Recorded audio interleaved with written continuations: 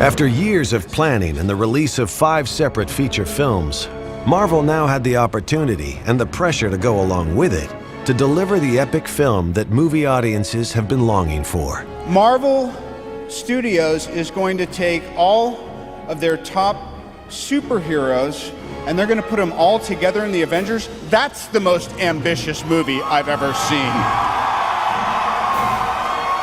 We have a new challenge with the Avengers that we hadn't had before.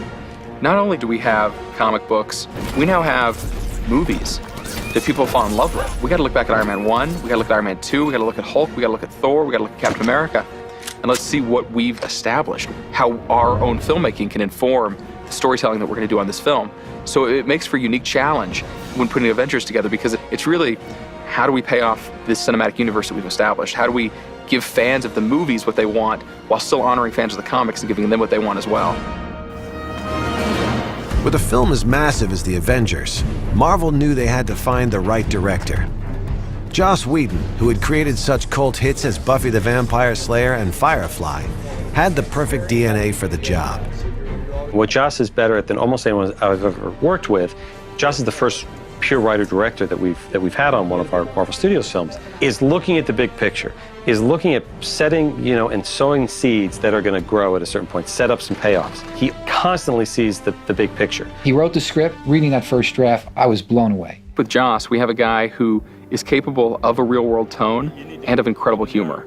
So as a result, you get a script that works from a tone level and has terrific humor in it. And that's really fun because Joss is a guy who wrote the stuff, he believes in it, and he can really stand there and point to it and say, this is what my intention was. My intention was to bring the humor, to keep the real-world tone, and to bring it all together. And I think the actors can respond to that and go, I'm on board. That happens, you look around, and then, you know what, I will give you a position to look up. See where the trapeze is? Yes. Look up, and that'll take you. That's the guy. That's the thunder guy. We're talking about a more complex piece of machinery here, trying to interface these characters to where they all make sense, all have arcs, and nobody has to do too much heavy lifting, though everybody gets their day in the sun. What a massive challenge. Impossible, really, in so many ways, to really assemble all these characters that normally are number one to carry that movie. The only thing I really had to worry about was making these people matter to the audience. The only way you can approach anything is through the relationship with the character. Do the people care? We're casting personas that have already been proven to work when you put them all together. Tony Stark, Hulk, Thor, Cap, they're such different personalities, right? So you cast the best person for those personalities, you do your job right, when you put them together, it's going to be as fun as it is in the comics. For movie audiences, most of the Avengers will look familiar, having met the characters in previous Marvel movies. However, one member of the team may not be as recognizable. The idea of using Hawkeye came from Marvel, who had said they wanted Hawkeye on the team because he was a fan favorite. Hawkeye swept into the Marvel Universe in 1964, with an appearance in the comic Tales of Suspense. The character, also known as Clint Barton, was first introduced as a reluctant villain. In just over a year, though, Hawkeye would seek redemption and fight crime alongside the rest of the Avengers. Filmmakers cast Jeremy Renner in the role, making his first appearance in a cameo in Thor. I need eyes up high.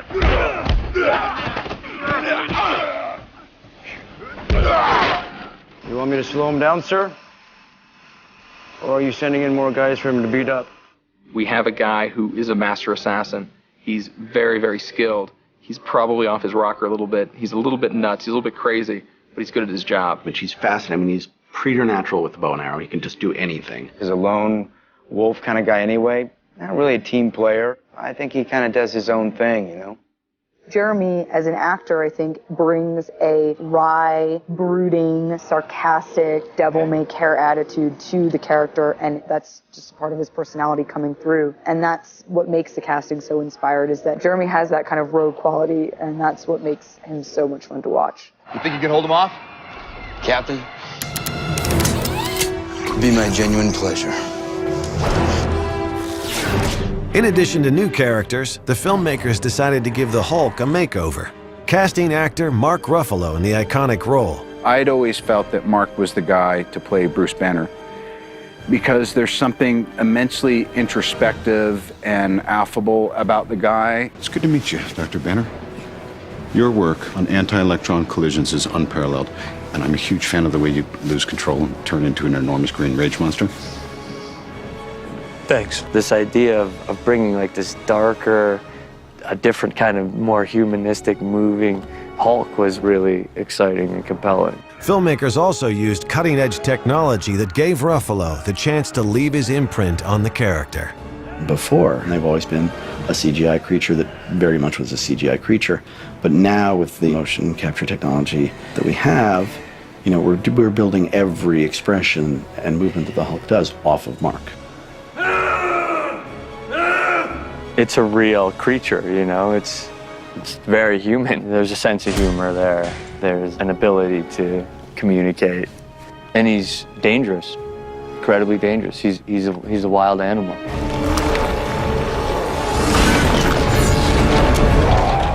And the Hulk wasn't the only hero getting a new look.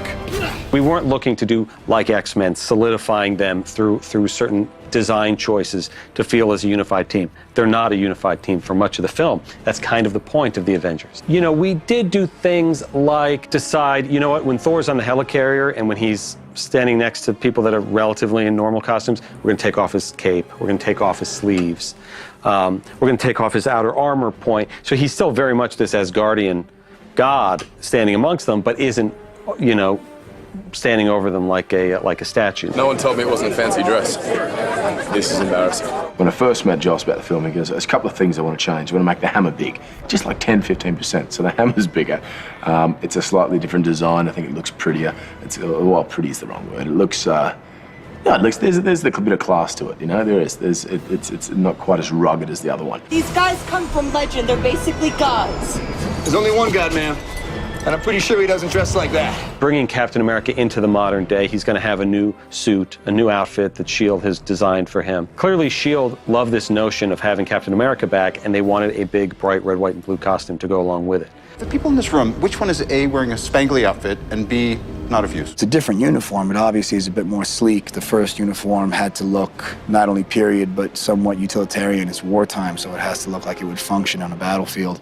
This one just looks a little bit more modern and slick, and it's, on a personal level, it's incredibly more mobile. It's, you know, it's much nicer to get in and out of. And Iron Man, of course, working on his suits, that color scheme is pretty well defined by now. His suit always evolves. He's always upgrading it. He's always coming up with new ideas and new gadgets for it. And everybody knows what color Hulk is. So we're not messing with that formula. We're taking the formula, which has worked for so long in one medium, and trying to do as good a job as possible bringing it up to that big silver screen. The thing about the Avengers is it's a story of people who really have no business being in the same movie. Sort of the glory of the Avengers is the dissonance you get between the Hulk and Thor and Captain America and Iron Man and Black Widow and Hawkeye. These guys are going to come up against each other. They're not going to get along. And when you don't get along with the Hulk, you don't usually talk it out. It's dangerous. For Joss Whedon, capturing the Avengers' dysfunctional dynamic on film was no easy task. This is the day that I have dreaded the most since I wrote the script. I have all of the principal characters except for Jeremy Renner. I have 1 through 6 on the call sheet, all in the same room, all talking over each other.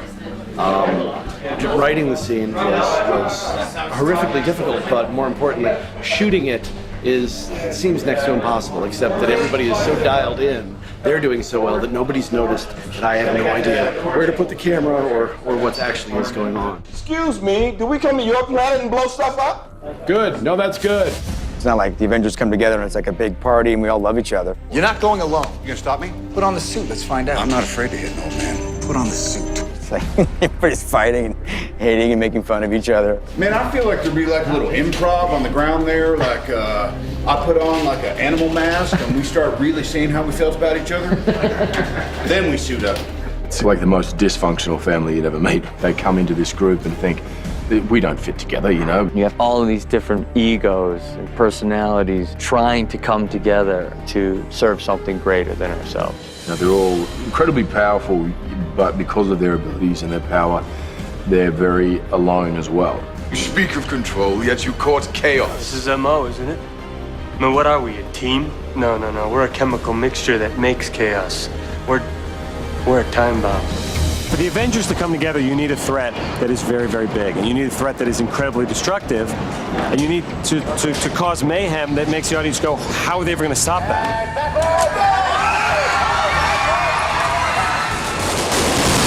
Today we blew up the whole world.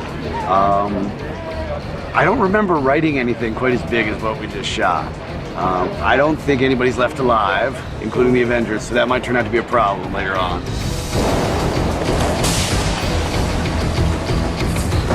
We blew up 15 cars, we had 21 explosions, 30 to 40 stunt people, 350 extras. I mean, if that doesn't get your blood going, then nothing will.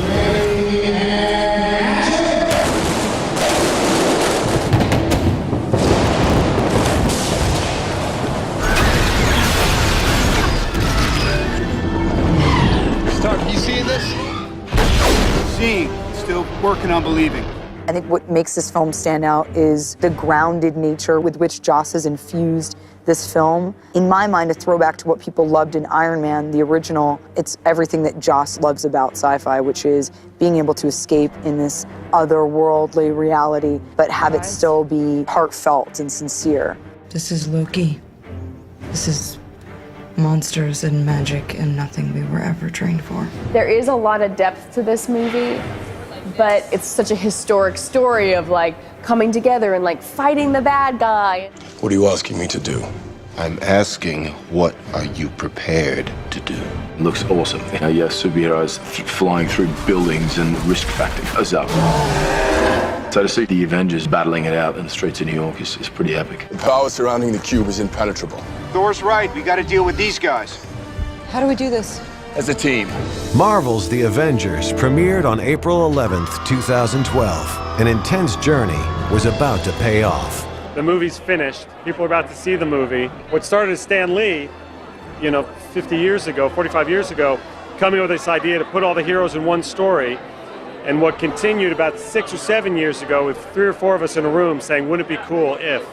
And now here it is. It's pretty amazing. I remember when we were all huddled around an Italian dinner table waiting for the numbers to come in on the first Iron Man. And my take back in the day with John and with Kevin and Jeremy and everybody was always, well, let's see how far we can go with that. And then we had a bunch of fun doing the second one. And this time I feel like all 3 of the avenues that have been explored so far with Cap, Thor, and Tony have all worked in and of themselves separately. So that's more than enough to imagine that putting us together should be really exciting. Well, the real diehard fans, and like the Comic-Con folk and all that, of which I'm kind of one, honorary one, have been wondering and imagining if something like the Avengers would ever happen. So, they get their wish this year.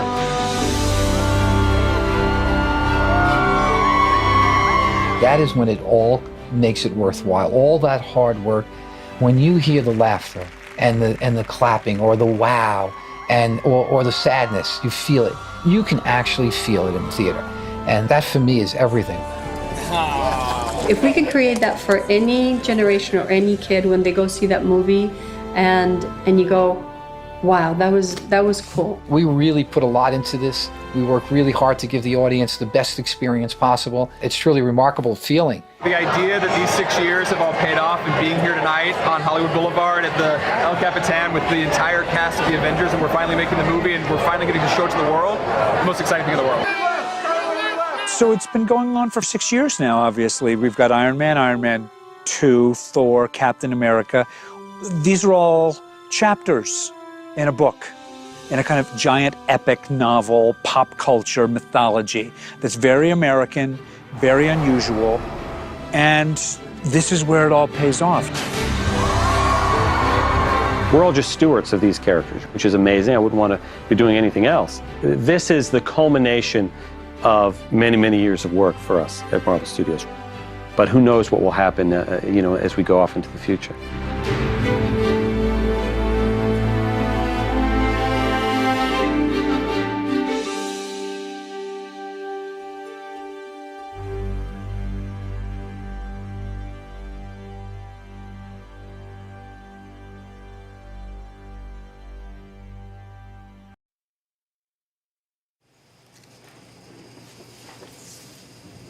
Got it! Cinnamon. history. There we go.